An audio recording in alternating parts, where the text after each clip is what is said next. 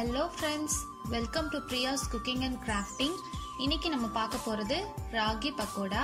இது குளிர்காலம் மழை காலத்துல ஈவினிங் டைம் ஸ்நாக்ஸா செஞ்சு சாப்பிட ஒரு சூப்பரான ரெசிபி. இதுக்கு தேவையான பொருட்கள் இங்கேயும் லிஸ்ட் பண்ணியிருக்கேன், டிஸ்கிரிப்ஷன்லயும் கொடுக்கறேன், பார்த்துக்கோங்க. வாங்க எப்படி செய்யலாம்னு பார்க்கலாம். ஃபர்ஸ்ட் ஒரு மிக்சிங் பவுல் எடுத்துக்கோங்க. அதுல 1 கப் ராகி மாவு, பெரிய வெங்காயம் 2 நல்லா வால்வாலா இருக்கிற மாதிரி கட் பண்ணி வச்சுக்கோங்க. அடுத்து கருவேப்பிலை கொத்தமல்லி 2யும் கட் பண்ணி சேர்த்துக்கலாம்.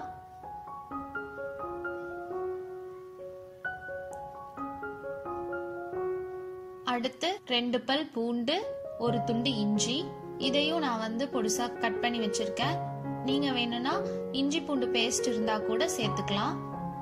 இப்போ 2 டீஸ்பூன் மிளகாத்தூள்,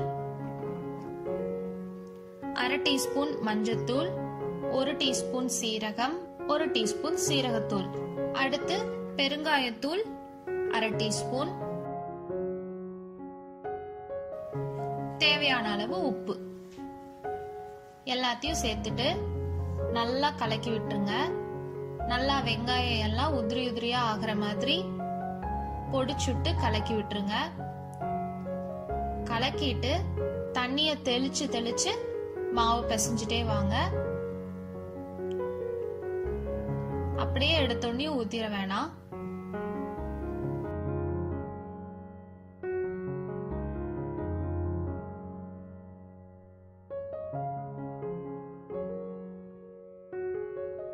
இப்போ கரெக்டான பதத்துக்கு வந்துருச்சு.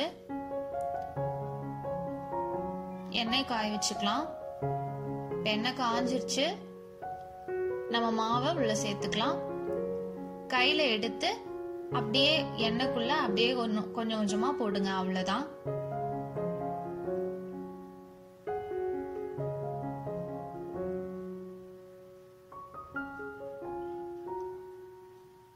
இத ஒரு சிலர் வடை மாதிரி தட்டி கூட போடுவாங்க. ஒரு சிலர் அப்படியே உதிர்த்தி விடுவாங்க. எப்படி வேணாலும் செஞ்சுக்கலாம். நல்லா எண்ணெயில பொரிச்சு எடுத்துக்கோங்க. 2 பக்கமும் வேகிற மாதிரி பாத்துக்கோங்க.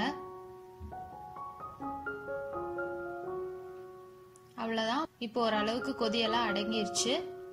எண்ணெயெல்லாம் வடிச்சிட்டு பிளேட்ல எடுத்துக்கலாம்.